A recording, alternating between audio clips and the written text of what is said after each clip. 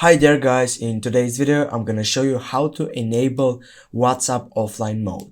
WhatsApp doesn't allow users to control their online or offline status.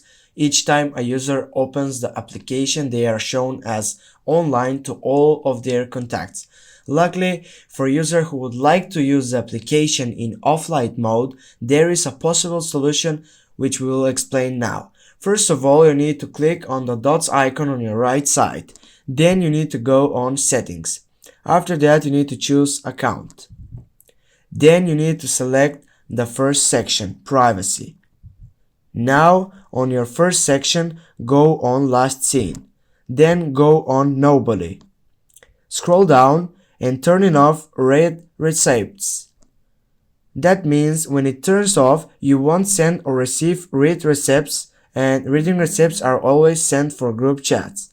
Thank you so much guys for watching. Don't forget to hit a like and leave a comment down below. Have a nice day and see you soon.